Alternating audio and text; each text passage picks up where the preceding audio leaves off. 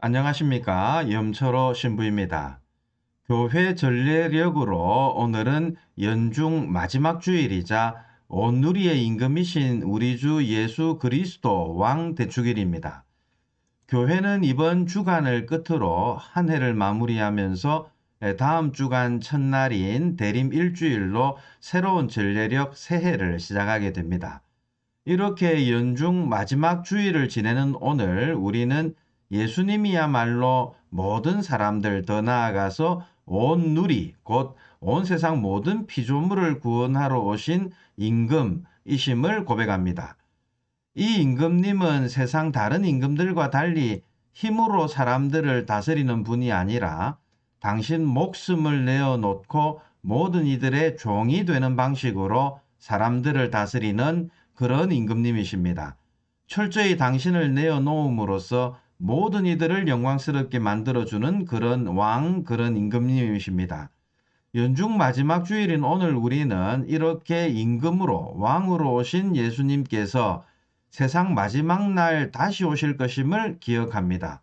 오늘 미사 중에는 특별히 종의 모습으로 오신 참된 임금이신 예수 그리스도를 본받아서 우리 또한 사람들에게 봉사하는 참된 종으로 살아갈 수 있도록 도움을 청해야겠습니다. 그렇게 주님을 닮은 모습으로 세상 마지막 심판대 앞에 설 수 있도록 특별히 미사 중에 도움을 청하도록 합시다.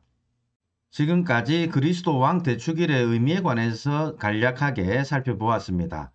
그런데 특별히 한국 가톨릭 교회는 연중 마지막 주간, 이제 오늘부터 시작해서 이 마지막 주간을 성서 주간으로 정해서 신자들이 성경을 더욱 가까이 읽고 묵상하기를 권고합니다. 우리는 성경을 하느님의 말씀 이렇게 이야기하죠. 하느님께서는 세상을 당신 뜻에 따라 이끄시는 분인데 당신의 뜻을 다양한 방법으로 우리들에게 전해주십니다.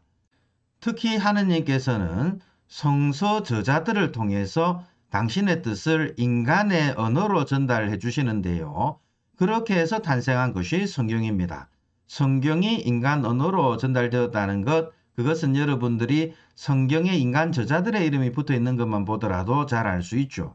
마테오 복음서는 마테오의 언어로 전달된 하느님의 말씀, 마르코는 마르코가 전한 하느님의 말씀, 이사야 예언서는 이사야가 전한 하느님의 말씀, 이렇게 이야기할 수 있겠습니다. 그런데 우리 가톨릭 교회는 또 예수 그리스도를 하느님의 말씀이라고 표현하고 또 그렇게 믿습니다.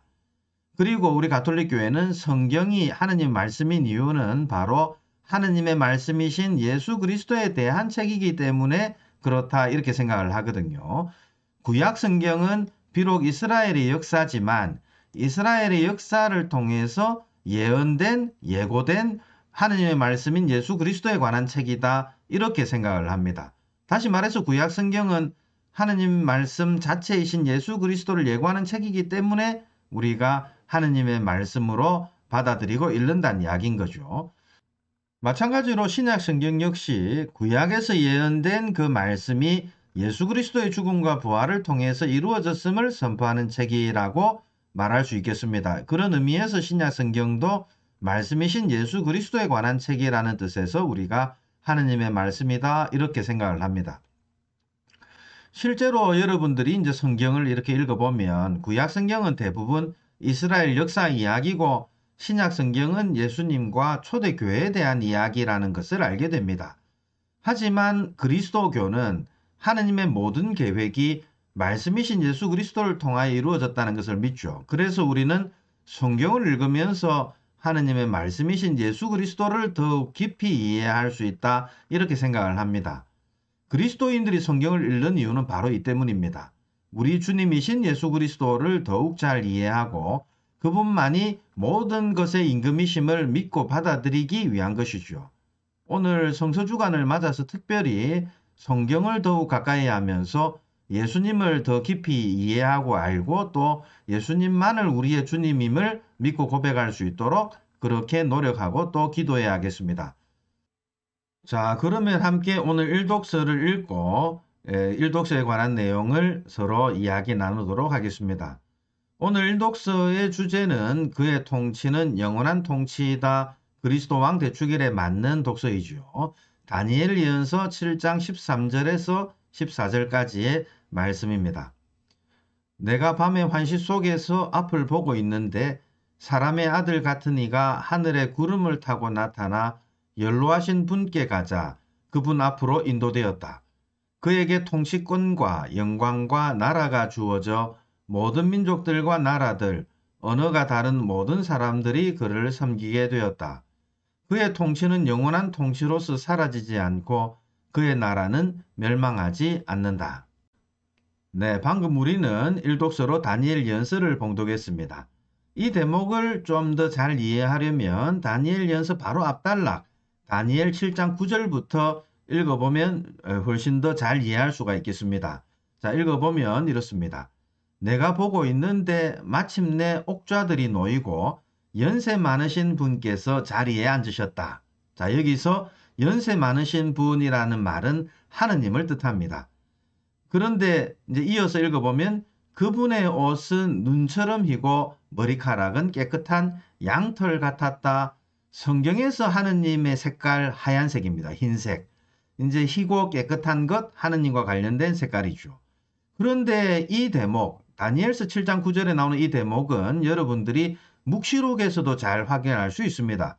성경 마지막 책인 요한 묵시록 읽어보시면 1장 14절에 어떻게 표현되어 있냐면 예수 그리스도 곧 사람의 아들 같은 분, 오늘 우리가 일독서에서 다니엘이 이야기하는 바로 그 사람의 아들 같은 분입니다. 그 사람의 아들 같은 분, 이제 우리 신약 성경에서는 그분이 바로 예수 그리스도다 이렇게 표현하는데 그분의 머리와 머리털이 흰 양털처럼 또 눈처럼 휘었다 이렇게 표현을 합니다. 대개 이제 묵시록은 시작부터 예수님을 두고 구약성경의 하느님에 대한 표현들을 가지고 예수님을 표현하거든요. 다니엘 예언서 7장 9절에서는 하느님의 옷이 눈처럼이고 그분의 머리카락이 깨끗한 양털 같았다고 표현하는데 묵시록은 바로 예수님이 바로 그런 하느님의 상징을 가지고 있는 분 바로 하느님이시다 이것을 표현하고 있죠. 다니엘서에 언급되는 하느님 이미지를 예수님에게 그대로 적용함으로써 예수님이 누구인지를 알려주는 게 묵시록인데 방금 읽은 이 다니엘서의 이야기는 신약 성경에서 우리가 종종 확인할 수 있습니다. 다니엘 예언서는 이어서 이렇게 이야기합니다. 그분의 옥좌는 불꽃 같고 옥좌의 바퀴들은 타오르는 불 같았다. 네, 이 대목을 직역하면 그분의 옥좌는 불꽃이고 그것의 바퀴들은 타오르는 불이었다입니다. 구약 성경에서 불꽃, 불, 하느님의 현존을 상징합니다. 예를 들어 탈출기 3장에서 모세가 하느님을 만났을 때 떨기나무 한가운데 불꽃이 솟아오르는 모습을 봅니다. 떨기가 불에 타는데도 그 떨기가 타서 없어지지 않는 이 모습, 바로 불꽃은 하느님의 현존을 상징하고 떨기는 이스라엘의 상태를 상징하거든요. 떨기나무 이제 어떻게 보면 아주 마른 잎을 가지고 있는 떨기나무는 불만 닿아도 금방 타서 없어질 그런 나무임에도 불구하고 하느님이 그 안에 머물면서 그 떨기나무를 태우지 않는다. 타버릴 듯한 이스라엘 가운데 머물면서도 그들을 없애지 않는 하느님의 모습을 상징한다고 할 수 있겠습니다. 어쨌든 구약 성경에서 불꽃, 불은 하느님의 현존을 상징하는데요. 재미나게도 요한 묵시록 1장 14절에서는 예수님의 눈이 불꽃 같았다고 이야기를 합니다. 바로 예수님이 우리 가운데 머무는 하느님이시라는 것을 알려주는 대목이다. 이렇게 이야기할 수 있겠습니다. 다니엘서로 돌아가서 다니엘 7장 10절은 또 이렇게 이야기합니다. 불길이 강물처럼 뿜어 나왔다. 그분 앞에서 터져 나왔다. 그분을 시중드는 이가 100만이요. 그분을 모시고 선 이가 억만이었다. 법정이 열리고 책들이 펴졌다. 그 뒤에 그 뿔이 떠들어대는 거만한 말소리 때문에 그쪽을 보았다. 네, 여기서 뿔이 떠들어대는 거만한 소리, 뿔이라고 하는 것, 바로 다니엘 연서가 저술되던 당시 이스라엘을 엄청 괴롭히던 시리아 왕국, 그러니까 셀레우코스 왕조의 안티오쿠스 에피파네스 4세 임금을 상징합니다. 뿔이라고 하는 것은 권력, 권위를 상징하는데 대개 임금을 상징하거든요. 사실 다니엘 예언서를 여러분들이 7장을 읽어보시면 그 앞대목으로 좀 더 읽어보시면 이제 다니엘 예언서가 네 짐승을 언급을 합니다. 네 짐승. 네 개의 짐승은 그동안 이스라엘을 괴롭히던 여러 강대국들, 바로 바빌로니아 제국, 메데 제국, 페르시아 제국, 그리스 제국, 이 네 제국을 이야기합니다. 이 짐승들에서 나온 10개의 뿔, 바로 알렉산드로스 임금을 이어서 이스라엘을 다스리던 시리아의 여러 셀레우코스 왕조의 임금들을 의미하는데요. 이 왕조 임금들은 사실 처음에는 이스라엘을 아주 관대하게 대했습니다. 그러다가 안티오쿠스 에피파네스 4세 때 와서 유다인들의 관습 자체를 완전히 없애려고 하는 그런 큰 박해를 또 벌입니다. 이 이야기는 여러분들이 마카베오서에서 잘 확인할 수 있습니다. 이런 상황에서 다니엘 예언자는 이렇게 이야기합니다. 내가 보고 있는데 마침내 그 짐승이 살해되고 몸은 부서져 타는 불에 던져졌다. 그리고 나머지 짐승들은 통치권을 빼앗겼으나 생명은 얼마 동안 연장되었다. 네, 다니엘은 지금껏 유다인들을 박해하던 셀레우코스 왕조가 이제 결국 무너지게 될 것이다. 다른 제국들은 명맥만을 유지하게 될 것이다. 이것에 관한 환시를 보고 여기에 대한 예언을 전해주고 있죠. 그러면서 이제 우리가 오늘 읽은 일독서 내용으로 넘어갑니다. 내가 밤의 환시 속에서 앞을 보고 있는데 사람의 아들 같은 이가 하늘에 구름을 타고 나타나 연로하신 분께 가자 그분 앞으로 인도되었다. 예, 여기서 사람의 아들, 그냥 사람을 의미합니다. 사람, 앞선 짐승들과 대립되는 이미지잖아요. 앞에 것들은 다 짐승들이고, 이제 사람과 같은 사람이 이제 등장한다. 사람의 아들이 등장하는데, 이제 그런데 이 사람의 아들은 구름과 함께 등장합니다. 이 말은 이 사람의 아들이 하느님과 관련된 분이라는 것을 상징하죠. 요한 묵시록은 바로 이 사람의 아들 같은 분이 예수 그리스도라고 이야기를 합니다. 바로 하느님께서 보내신 예수 그리스도 사람의 아들, 하느님의 아들, 하느님이시란 이야기인 거죠.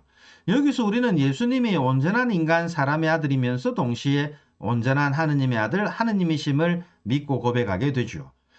그런데 오늘 일독서에서 읽은 14절에 그에게 통치권과 영광과 나라가 주어져 모든 민족들과 나라들, 언어가 다른 모든 사람들이 그를 섬기게 되었다. 그의 통치는 영원한 통치로서 사라지지 않고 그의 나라는 멸망하지 않는다. 이렇게 예고되어 있습니다. 이렇게 보니까 사람의 아들 같은 분이 연로하신 분, 바로 하느님 앞에 인도된 것은 임금으로 등극하기 위함이었는데요. 다니엘 예언자가 누구를 두고 이런 임금이 될 인물이라고 예언했는지는 명확히 알 수 없습니다. 이제 유다인들은 바로 메시아가 바로 그런 임금이다 이렇게 생각을 하는데요. 우리 그리스도인들은 예수님이 바로 메시아, 세상 모두의 임금으로 등극하신 하느님의 아드님이심을 믿고 고백하고 있습니다. 자, 그러면 오늘 복음 이야기로 넘어가도록 하겠습니다. 오늘 복음으로 우리는 요한복음 18장 33절에서 37절까지의 말씀을 봉독하게 됩니다. 제목은 내가 임금이라고 네가 말하고 있다라는 제목입니다. 그때 빌라도가 예수님께 당신이 유다인들의 임금이요 하고 물었다. 예수님께서는 그것은 네 생각으로 하는 말이냐 아니면 다른 사람들이 나에 관하여 너에게 말해준 것이냐 하고 되물으셨다. 나야 유다인이 아니잖소. 당신의 동족과 수석 사제들이 당신을 나에게 넘긴 것이요. 당신은 무슨 일을 저질렀소? 하고 빌라도가 다시 물었다. 예수님께서 대답하셨다. 내 나라는 이 세상에 속하지 않는다. 내 나라가 이 세상에 속한다면 내 신하들이 싸워 내가 유다인들에게 넘어가지 않게 하였을 것이다. 그러나 내 나라는 여기에 속하지 않는다. 빌라도가 아무튼 당신이 임금이라는 말 아니요? 하고 묻자 예수님께서 그에게 대답하셨다. 내가 임금이라고 네가 말하고 있다. 나는 진리를 증언하려고 태어났으며 진리를 증언하려고 세상에 왔다. 진리에 속한 사람은 누구나 내 목소리를 듣는다. 네, 오늘 복음 역시도 임금이신 예수 그리스도, 그리스도 왕 대축일에 적합한 복음인 듯 보입니다. 오늘 복음에서 빌라도는 예수님을 신문하면서 이렇게 묻습니다. 이제 예수님께서 잡혀와서 이제 빌라도에게 넘겨졌는데요. 예수님께 이렇게 묻습니다. 당신이 유다인들의 임금이요? 당신이 유다인들의 왕이요? 이렇게 묻습니다. 자, 이 질문에 예수님이 그렇다. 왕이라고 말하면 그것은 로마 제국의 반기를 드는 것을 의미하고 또 아니라고 말하면 당신이 바로 그 이스라엘이 기다리던 임금 메시아임을 부인하는 모양새가 되기 때문에 예수님은 이 질문에 즉답을 피하시면서 이렇게 이야기합니다. 그것은 네가 생각하는 말이냐 아니면 다른 사람들이 나에 관해서 알려준 말이냐 이렇게 물으시죠. 사실 당시 로마 시대 예수님께서 활동하시던 그 시대의 로마는 팔레스타인 땅을 다스리면서 유다 임금을 두었던 적도 있습니다. 가장 먼저 우리가 알고 있는 임금이 바로 헤로데 대왕이었는데요. 원래 헤로데 대왕은 유다인이 아니었습니다. 이두메아, 바로 에돔 사람이었는데 오늘날로 치면 팔레스타인 사람, 아랍 사람이라고 말할 수 있겠습니다. 그의 아버지 안티파테르라는 사람이 있었는데 기원전 63년, 다시 말해서 이제 이스라엘이 원래 하스모네아 가문으로 독립되어 있을 때 기원전 63년에 로마에서 폼페이우스 장군을 파견을 해서 유다를 침공을 합니다. 로마가. 그렇게 침공해서 유다 가문, 하스모네아 가문을 무너뜨리고 유다를 완전히 정복한 다음에 이제 로마 제국이 이제 이 지역을 통치하게 되는데요. 이때 안티파테르가 로마 제국이 전쟁하는 것을 도와줍니다. 그리고 나서 또 이 안티파테르는 율리우스 카이사르가 이집트에서 전쟁을 할 때 또 그를 도와주고 지원을 해주거든요. 그러다가 이제 로마 제국의 신임을 얻게 되고 나중에 유다 총독이 되는데요. 원래 이두메아, 에돔 지역은 아주 오래전부터 유다의 속국이었습니다. 유다의 속국으로 유다인들처럼 야외 신앙은 가지고 있었지만 유다인이 아니었던 거죠. 이제 이런 어떤 이두메아 사람이었던 안티파테르는 유다 민족을 통치하고 지배하고 싶었겠죠. 뭐 어쨌든 그래서 로마 제국의 신임을 얻어서 유다 총독이 됩니다. 그런데 이 안티파테르의 둘째 아들인 헤로데 대왕이 안티파테르에 이어서 이제 로마 제국의 신임을 얻게 되는데 그런데 헤로데는 로마에게 임금이라는 칭호를 받게 되거든요. 그래서 우리가 이 헤로데를 헤로데 대왕이다 이렇게 이야기합니다. 여기 말하는 이 헤로데는 예수님 태어나실 때 왜 죄 없는 아이들을 다 죽였던 그 헤로데 임금을 의미합니다. 그런데 마테오복음 여러분들이 2장 19절을 살펴보시면 헤로데 대왕은 예수님께서 어린 시절에 죽음을 맞거든요. 그렇게 헤로데 대왕이 죽고 나서 이제 그의 아들 아르켈라오스가 헤로데를 이어서 이 유다 지방을 다스리게 됩니다. 헤로데 대왕은 자신이 죽으면서 자기 아들 3명에게 자신이 다스리던 나라를 3개로 쪼개주거든요. 첫째 아들 아르켈라오스에게는 유다 지역과 사마리아를 다스리게 하고 또 안티파스라는 아들에게는 갈릴레아와 페레아 지방을 다스리게 하고 필리포스라는 아들에게는 바타나이아와 아우라니티스 등지들을 다스리게 합니다. 이런 가운데 아르켈라오스도 아버지 헤로데 대왕처럼 로마 신임을 얻어서 임금으로 등극하려 했는데요. 하지만 그가 펼치는 폭정 때문에 로마 제국에서는 아르켈라오스에게 임금 칭호를 주지 않습니다. 오히려 그를 폐위시키고 총독을 파견해서 유다와 사마리아 지방을 다스리게 하는데요. 오늘 복음에 나오는 빌라도 총독도 이렇게 해서 유다 사마리아 지방을 다스리게 된 로마 총독이죠. 이런 의미에서 볼 때 예수님이 활동할 당시 유다 지방에는 더 이상 임금이 존재하지 않았습니다. 실제로 헤로데 대왕의 나머지 두 아들 헤로데 안티파스와 헤로데 필리포스는 임금이라고 부르지 않고 지방 영주라고 불렸죠. 헤로데 안티파스는 사실 예수님께서 돌아가실 때 예수님을 신문하던 그 헤로데 임금, 사실은 영주입니다. 루카복음 23장 6절에서 12절, 이 이야기는 루카복음에만 나오는데요. 루카복음 23장 6절에서 12절을 보면 빌라도는 예수님이 갈릴레아 나자렛 출신이었기 때문에 갈릴레아를 관장하던 헤로데에게 예수님을 보냅니다. 이때 이제 헤로데는 파스카를 지내려고 예루살렘에 올라와 있던 그런 시기였습니다. 그래서 헤로데에게 보내서 처분을 맡기는 장면인데요. 바로 이 헤로데가 바로 헤로데 안티파스 갈릴레아 지방 영주였습니다. 어쨌든 이러한 배경 속에서 오늘 복음을 이해한다면 예수님을 두고 유다인들의 임금, 유다인들의 왕이라는 말, 결국 당시에 유다인 왕이 없은 시절이었죠. 황제의 통치를 거부한다는 것을 의미한다. 이렇게 이해할 수 있겠습니다. 과거 하스모네아 가문, 그 이전에 다윗 왕국이 다스릴 때처럼 유다가 다시금 독립해서 새롭게 나라를 세우고 임금을 세우는 것을 의미합니다. 이제 예수님을 임금이라고 말한다면. 그래서 예수님의 자신을 임금이라고 부르면 로마 입장에서 볼 때 이것은 반역죄에 해당하죠. 그래서 예수님은 빌라도의 질문에 즉답을 피하십니다. 도리어 그것이 빌라도 너 말이냐 아니면 다른 사람에게 들은 말이냐 이렇게 질문을 하시죠. 예수님의 질문을 받은 빌라도는 자신이 아니라 예수님의 동족과 수석사제들이 예수님을 자신에게 넘긴 것이다 이렇게 이야기를 합니다. 빌라도도 예수님 죽음에 관여하지 않으려는 모양새죠. 빌라도는 예수님께 그래서 무슨 일을 저질렀는지 묻습니다. 그러자 예수님은 당신에 관해 이렇게 이야기합니다. 내 나라는 이 세상에 속하지 않는다. 내 나라가 이 세상에 속한다면 내 신하들이 싸워 내가 유다인들에게 넘어가지 않게 하였을 것이다. 그러나 내 나라는 여기에 속하지 않는다. 이 말씀은 당신이 임금이기는 하지만 이 땅, 곧 지상의 임금이 아니라 하느님 나라의 임금이심을 선언하는 내용입니다. 그러면서 예수님은 당신을 두고 진리를 증언하려고 태어난 임금이다. 진리를 증언하려고 세상에 온 임금이다. 라는 사실을 분명히 드러냅니다. 진리에 속한 사람만이 예수님이 임금이심을 온전히 알아볼 수 있을 것이다. 이렇게 이야기하시죠. 사실 성경에서 진리는 바로 하느님의 말씀입니다. 하느님 말씀이 곧 진리죠. 세상 모든 것에 변하지 않는 진리, 하느님의 계획과 뜻, 그것을 전하는 하느님 말씀, 그것만이 진리입니다. 우리가 하느님을 세상의 임금이다 이렇게 표현하는 것, 하느님은 온 세상의 임금이시다. 이 말은 바꿔 이야기하면 온 세상이 오직 임금이신 하느님 뜻에 따라 움직인다 이것을 의미합니다. 어떤 나라가 있고 임금이 있다면 그 나라는 임금의 뜻에 따라 돌아가겠죠.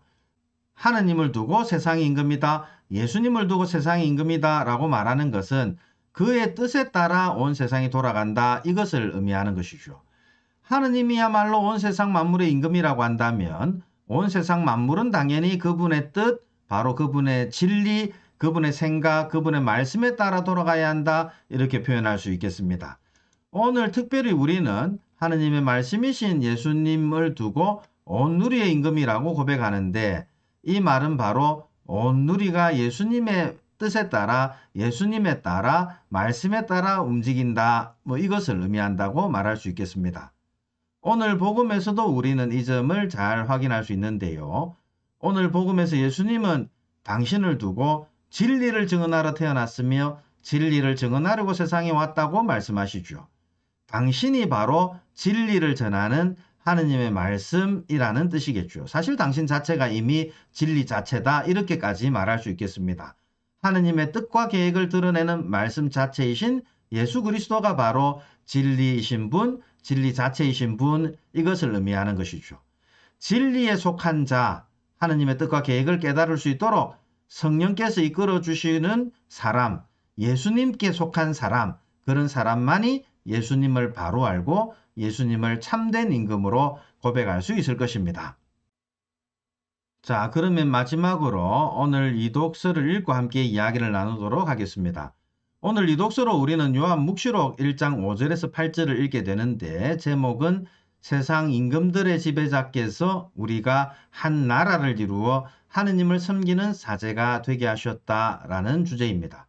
그리스도 왕 대축일과 또 관련된 본문인데요. 한번 읽어보겠습니다.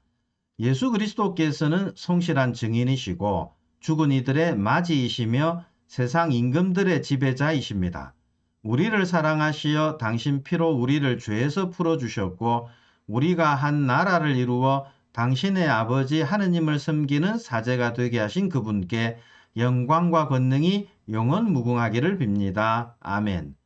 보십시오. 그분께서 구름을 타고 오십니다. 모든 눈이 그분을 볼 것입니다. 그분을 찌른 자들도 볼 것이고 땅의 모든 민족들이 그분 때문에 가슴을 칠 것입니다. 꼭 그렇게 될 것입니다. 아멘. 지금도 계시고 전에도 계셨으며 또 앞으로 오실 전능하신 주 하느님께서 나는 알파요 오메가다 하고 말씀하십니다. 오늘 이 독서에서 우리는 요한묵시록의 말씀을 들었습니다.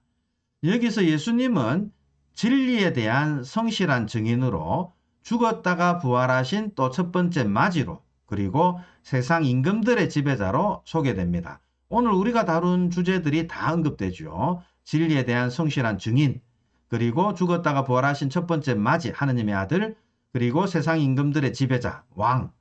요한 묵시록 저자는 이렇게 위대하신 분이 우리를 사랑하셔서 당신 피로 우리를 죄에서 풀어주셨다고 이야기하죠. 우리가 섬기는 임금 예수 그리스도는 우리를 지배하고 다스리는 권력, 힘의 임금이 아니라 자신의 목숨을 내어놓는 임금, 그렇게 해서 백성들을 살리고 백성들을 죄의 속박에서 풀어주는 그런 임금이심을 고백합니다. 이런 점에서 예수님은 다른 세상의 임금들과 다른 그런 분이시죠. 그런데 예수님은 우리가 한 나라를 이루어서 당신의 아버지 하느님을 섬기는 사제가 되게 하셨다. 이렇게 묵시록 저자는 이야기를 합니다. 임금이 되셔서 당신을 믿고 섬기는 이들이 그분 나라의 백성이 되게 하시는데 거기에 머물지 않고 우리를 단순히 당신의 종이 되게 하고자 한 게 아니라 오히려 당신처럼 하느님 아버지를 섬기는 사제, 온 누리를 다스리는 임금이 되게 하려고 우리를 당신께로 불러 모으셨다, 이 이야기인 거죠. 그래서 우리는 이런 예수님께 영광과 권능이 영원 무궁하기를 기도합니다. 그런데 묵시록 저자는 일독서의 다니엘 예언서와 마찬가지로 예수님의 재림을 예고합니다. 그분께서 구름을 타고 오실 것이다, 이렇게 이야기하죠. 그러면 모두가 부활해서 그분을 보게 될 것입니다.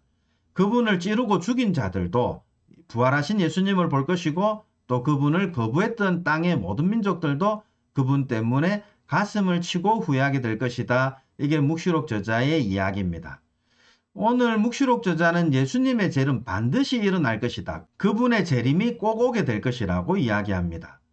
자, 이 모든 것은 하느님의 계획 속에 담겨있던 진리이고 바로 그 진리에 관해서 예수님께서 우리에게 증언해 주셨죠. 예수님의 증언 그대로 이루어질 겁니다. 예수님을 통해서. 그래서 예수님을 통해서 그 진리는 드러나게 될 것입니다. 이제 어쨌든 예수님을 통해서 증언된 하느님의 계획은 반드시 이루어지고야 말 것이다. 이게 묵시록 저자의 이야기입니다. 왜냐하면 하느님은 지금도 계신 분이시고 과거에도 계셨고 앞으로도 계실 분, 전능하신 하느님이시기 때문에 모든 것은 그분을 통해서 이루어지게 되고 역사는 바로 그분의 손에 달려있다. 이것이 묵시록 저자의 이야기죠. 이것을 묵시록 저자는 하느님은 알파요 오메가이신 분, 이렇게 표현을 하는 것입니다. 여기서 알파와 오메가, 그리스 알파벳 첫 시작 철자와 마지막 철자입니다. 이는 바로 하느님이 바로 모든 것의 시작이자 마침이라는 것을 뜻하는데요. 흥미롭게도 묵시록 저자는 똑같이 2장 17절에 예수님을 두고 또 시작이자 마침이다, 이렇게 선포를 합니다. 그리고 묵시록 22장 12절에 가서는 예수님의 말씀을 이렇게 전합니다. 보라, 내가 곧 간다. 나의 상도 가져가서 각 사람에게 자기 행실대로 갚아주겠다. 나는 알파이며 오메가이고 처음이며 마지막이고 시작이고 마침이다. 자기들의 긴 겉옷을 깨끗이 빠는 이들은 행복하다. 그들은 생명나무의 열매를 먹는 권한을 받고 성문을 지나 그 도성으로 들어가게 될 것이다. 개들과 마술쟁이들, 불륜을 저지르는 자들, 살인자들과 우상숭배자들, 그리고 거짓을 좋아하여 일삼는 자들은 밖에 남아 있어야 한다. 나 예수가 나의 천사를 보내어 교회들에 관한 이 일들을 너희에게 증언하게 하였다. 나는 다윗의 뿌리이며 그의 자손이고 빛나는 샛별이다. 네, 그렇습니다. 오늘 이 독서에서 묵시록 저자는 예수님이 바로 세상 종말 때 모든 일을 심판하러 오실 메시아 임금, 왕이심을, 온누리의 임금이심을 선포합니다. 오늘 그리스도 왕 대축일을 맞아서 다시 한번 예수님만이 우리의 참된 임금, 참된 주님이심을 믿고 고백해야겠습니다. 그리고 그분의 말씀에 따라 살아감으로써 그분 나라에 들어갔을 때 우리 역시 영원한 생명을 누릴 수 있도록 희망합시다. 이런 희망으로 새로운 한 해를 여는 대름 시기를 잘 맞이하도록 했으면 좋겠습니다. 자, 한 주간 또 잘 지내시고 다음 주에 다시 뵙도록 하겠습니다. 감사합니다.